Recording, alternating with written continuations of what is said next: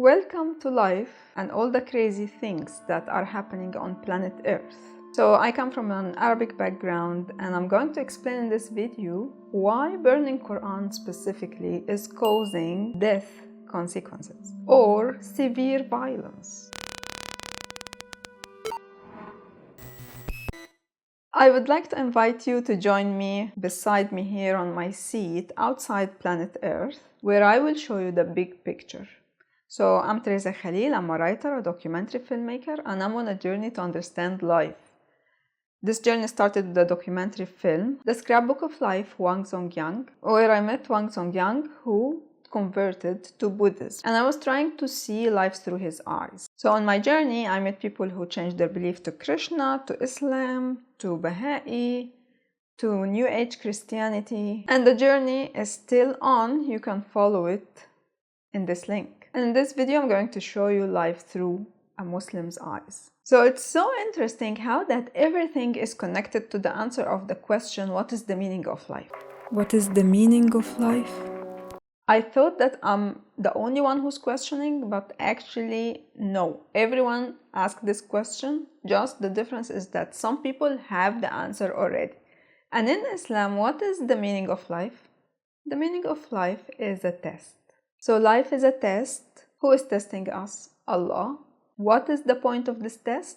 Why we are being tested? We are being tested so that we go to heaven or go to hell, depending on how you behaved or what you did in this life. So in Islam, the most important thing that you need to do in order to have a big opportunity to go to heaven is one thing, which is to witness that there is no God but Allah and Muhammad is his messenger.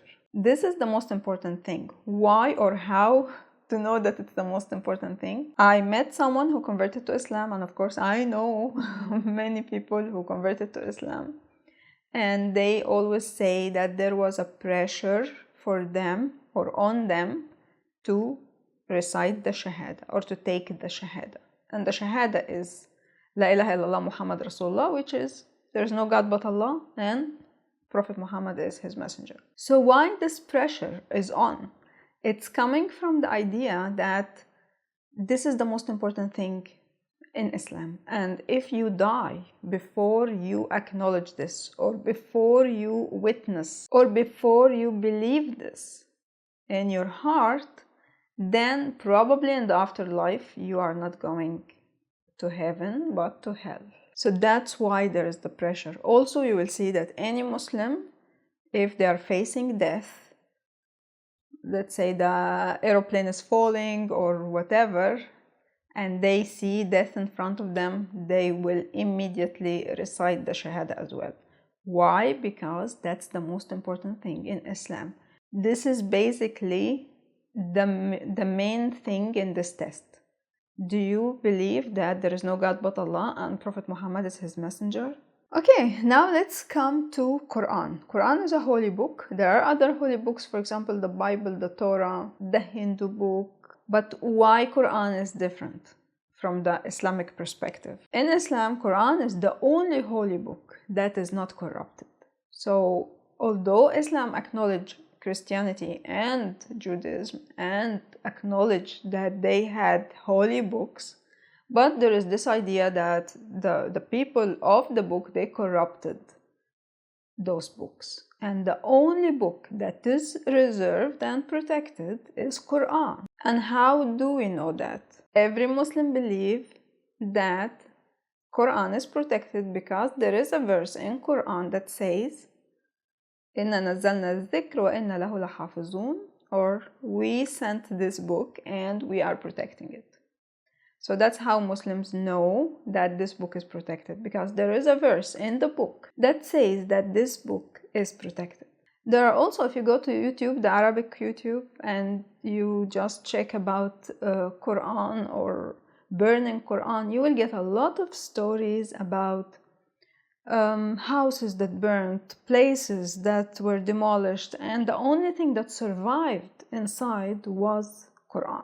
You know, there was also recently in Libya, I think there were floods, and also people found that there were parts of the Quran that didn't go with the water or something. So there is always those stories. And I know from Egypt as well, we had a famous actor who had his house totally burnt, and he was sharing a story of how Quran survived and was the only thing that was protected in his house. And the fire destroyed everything except Quran.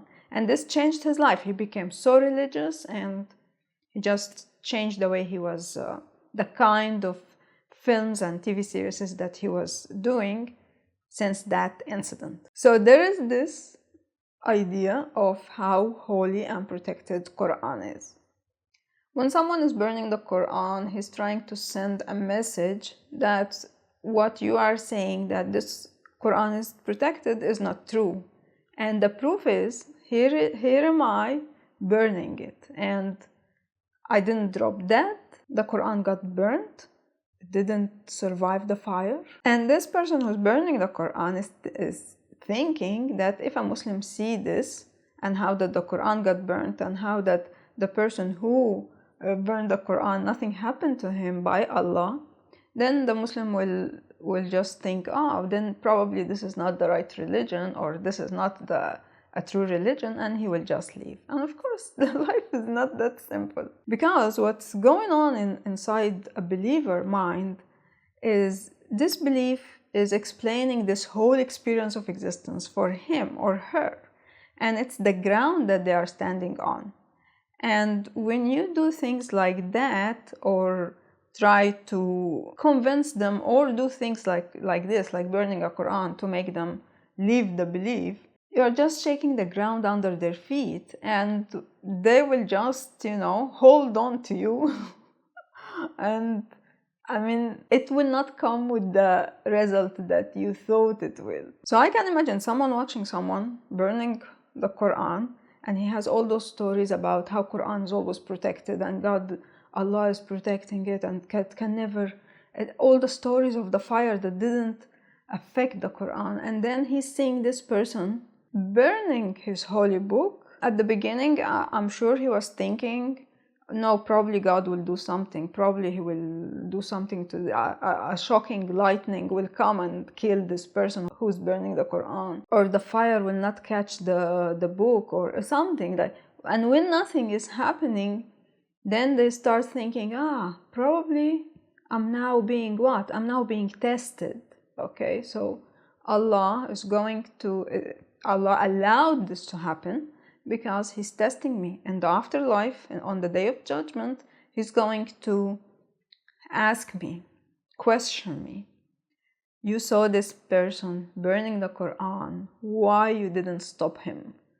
And that's, I think, what makes people go furious and angry from within, deeply from within, because if your feeling is not so true, God will know, right? So everyone is just so furious because they are afraid, or they are in fear of the day of judgment, when they will be in front of Allah, and Allah is asking them, you saw the book burning, why you didn't do anything about it? And this also applies to Prophet Muhammad, because there is also many Muslims are hoping that Prophet Muhammad will be their shafi'ah, or the person who will defend them on the day of judgment. So if someone see drawing of Prophet Muhammad, or someone insulting Prophet Muhammad, or a comic or whatever, they are thinking of the day of judgment, and the day that they will be in front of Allah, and Prophet Muhammad will tell them, well, you saw a comic about me, or you saw someone insulting me, and you didn't do anything to defend me, so I'm not going to defend you as well. So I think this severe violent reaction is coming from fear of the day of judgment. So when I started this journey to understand life, I actually didn't think that those mysterious questions of life, like who am I, what will happen to me after I die, or what's the meaning of life, I didn't think that they really have this direct effect on humans' daily life. But yes, they are, and it depends on your worldview. Your life will totally change. So what do you think of my unique view? Do you agree? Do you disagree? Let me know down in the comment. And subscribe to follow my journey to understand life. I have more people who converted to other beliefs and religions, and we are going to discover with them how this belief or this religion that they follow or followed explain life.